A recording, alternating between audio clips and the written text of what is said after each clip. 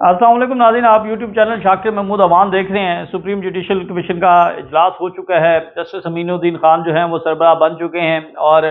یہ بات پاکستان کا بچہ بچہ جانتا تھا کہ جسٹس امین الدین خان کو جو ہے وہ سربراہ بنایا جائے گا، اور اسی طرح جب چیف جسٹس کی تعیناتی ہو رہی تھی اس وقت بھی یہ بات جو ہے وہ پوری قوم جانتی تھی کہ جسٹس یحییٰ آفریدی کو چیف جسٹس آف پاکستان بنایا جائے گا۔ ججز کی تعیناتیوں کا معاملہ ہو یا قانون سازی ہو، ہر چیز جو ہے وہ ہر شخص جو ہے وہ پہلے جانتا ہے، کیوں کہ سب کو معلوم ہے کہ کس کی خواہش کیا ہے اور اس خواہش پر کس طرح عمل درآمد ہوگا۔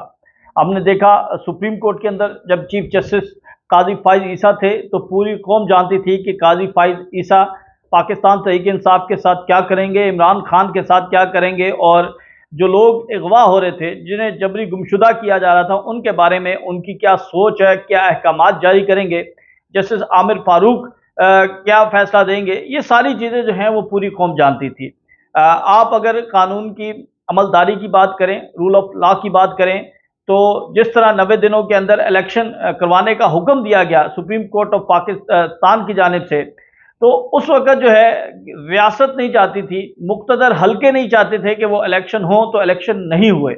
جہاں پر آپ کو سادہ اکثریت نہیں ملتی، وہاں پر آپ جو مرضی احکامات جاری کرتے ہیں اس پر عمل درآمد نہیں ہوتا۔ آپ یہ مثال جو ہے 2-4 دن پہلے کی لے لیں کہ ججز کمیٹی جو چیف جسٹس آف پاکستان کی جانب سے بحال کی گئی تھی، جس میں 3 ججز تھے، 3 ججز نے فیصلے کرنے تھے کہ کون سا کیس کس طرح لگانا ہے۔ اس کے لیے جسٹس منصور علی شاہ کی جانب سے چیف جسٹس کو کہا گیا کہ سپریم جو پریکٹس اینڈ پروسیجر کمیٹی ہے اس کا اجلاس بلایا جائے۔ وہ اجلاس انہوں نے نہیں طلب کیا، پھر اجلاس ہوا، 2 ججز اکثریتی رائے انہوں نے یہ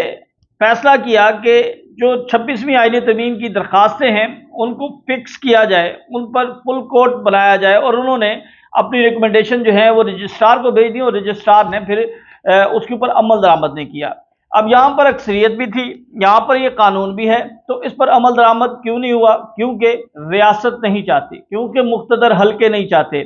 وہ لوگ یہ نہیں چاہتے کہ جو ان کی مرضی کی چیز ہے اس کے اوپر عمل درآمد جو ہے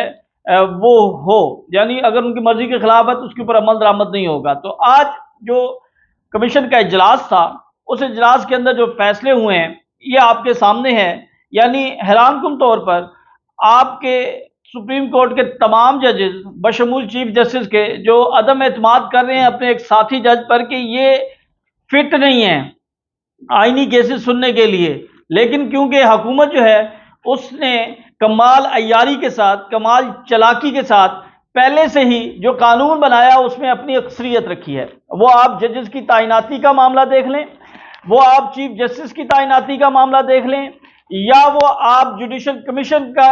جو پورا ایک سٹرکچر بنا ہے وہ اس طرح بنایا گیا ہے کہ حکومت جو ہے اس کے پاس اکثریت ہو اور جو ججز ہیں وہ اقلیت میں ہوں۔ تو ہوا اسی طرح، آج پھر وہی حکومتی لوگ، یعنی وہ تمام لوگ جن کا براہ راست عدالتی نظام سے کوئی تعلق ہی نہیں ہے، لیکن وہ فیصلہ کر رہے ہیں کہ آئینی بینچ کا سربراہ کون ہوگا۔ آئینی بینچ کا سربراہ لگا دیا گیا، اس کے بعد supreme court practice and procedure committee کو تبدیل کر دیا گیا، یعنی راتوں رات ایک آرڈیننس لایا گیا، بل پیش کیا گیا، اور اس کے ذریعے جو ہے وہ جسٹس منیب اختر کو باہر نکال دیا گیا۔ یعنی آپ تھوڑا سا پیچھے جائیں تو آپ کو یہ چیز سمجھ آئے گی کہ یہ راتوں رات ترمیم اور بل اور یہ تبدیلیاں کیوں ہوئی۔ جسٹس منصور علی شاہ جب سعودی عرب سے عمرہ کر کے واپس آتے ہیں تو 31 تاریخ کو وہ یہ ریکمنڈیشن یا وہ چیف جسٹس سے یہ درخواست کرتے ہیں کہ supreme court practice and procedure committee کا اجلاس بلایا جائے، اور اس اجلاس کے اندر فل کورٹ کا جو معاملہ ہے، جو اس وقت جس 26ویں آئینی ترمیم ہے جس کی وجہ سے عدلیہ اور نظام انصاف جو ہے وہ مفلوج ہوتا نظر آ رہا ہے، تو آپ یہ کمیٹی کا اجلاس بلائیں اور اس کے حوالے سے کوئی فیصلہ کریں۔ 31 کو جسٹس منصور علی شاہ چیف جسٹس کو کہتے ہیں، اور پھر ہم یہ دیکھتے ہیں کہ اس کے ٹھیک 2 یا 3 دن بعد، اس کے ٹھیک یا 2-3 دن بعد کے supreme court practice and procedure committee کے حوالے سے بل آ جاتا ہے، اور چیزیں جو ہیں وہ قانون بن جاتا ہے، اور ججز 34 تعداد کر دی جاتی ہے. یہ ساری صورتحال، یہ ساری چیزیں جو ہیں یہ سمجھ آ رہی ہیں کہ کیا کیا جا رہا ہے، کس طرح قانون کو موم بنا کر اور اپنی مرضی اور منشا کے ساتھ جو ہے وہ اس کو بنایا جا رہا ہے تاکہ آپ اپنے مرضی کے فیصلے لے سکیں. تو یہ تو صورتحال ہے ناظرین اس وقت نظام انصاف کی. اس وقت اگر آپ بات کریں تو عدالتی مارشاء اللہ لگا دیا گیا ہے، آج لگ چکا ہے.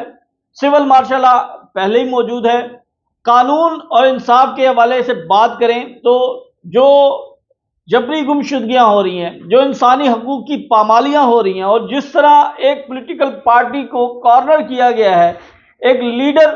کو جو ہے وہ جیل میں ڈالا گیا ہے، سائفر کیس آپ کا بوگس ثابت ہو چکا، توشہ خانہ ختم ہو چکا، آپ کے پاس اور کوئی کیس ہی تھا، توشہ خانہ 2 بنا دیا، 218 مقدمات بنا لیا آپ نے، لیکن آپ کچھ نہیں کر سکے. اب بضد ہیں،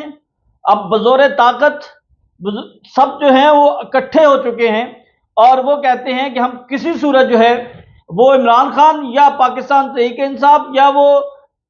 22 کروڑ عوام، 25 کروڑ ٹوٹل عوام ہے، اور وہ کروڑوں لوگ جنہوں نے اپنا حق رائے استعمال کیا اس کا کوئی احترام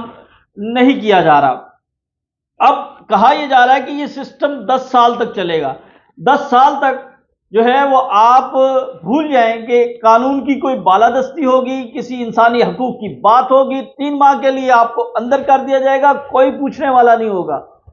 تو اس وقت جو مایوسی ہے وہ بڑھتی جا رہی ہے. لیکن میں بتا دوں کہ یہ مایوسی اس وقت بھی بڑی تھی جب ایک ڈکٹیٹر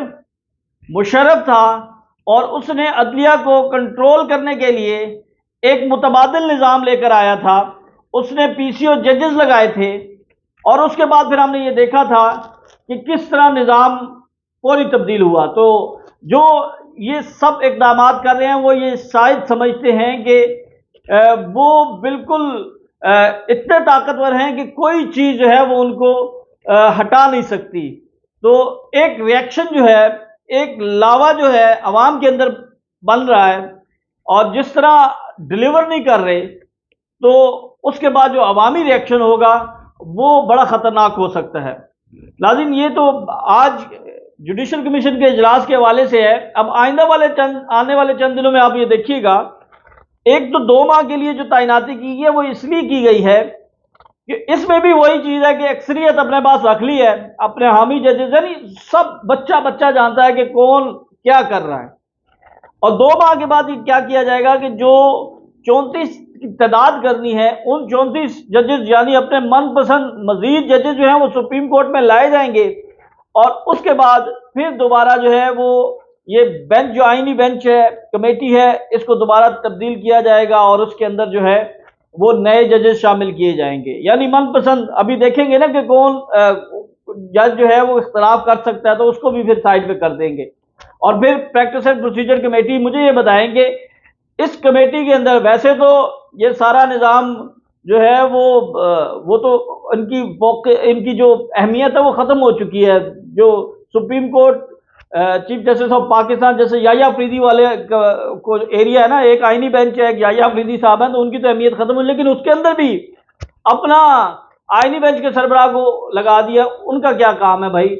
انہوں نے اگر سول میٹرز دیکھنے ہیں، انہوں نے طلاقوں کے کیس دیکھنے ہیں، انہوں نے لڑائی جھگڑے کے معاملے دیکھنے ہیں، تو آپ تو آئینی بینچ کے سربراہ ہیں، تو آپ کی اس میں انپٹ کیا ہوگی؟ آپ انپٹ کیوں دیں گے، کیسے دیں گے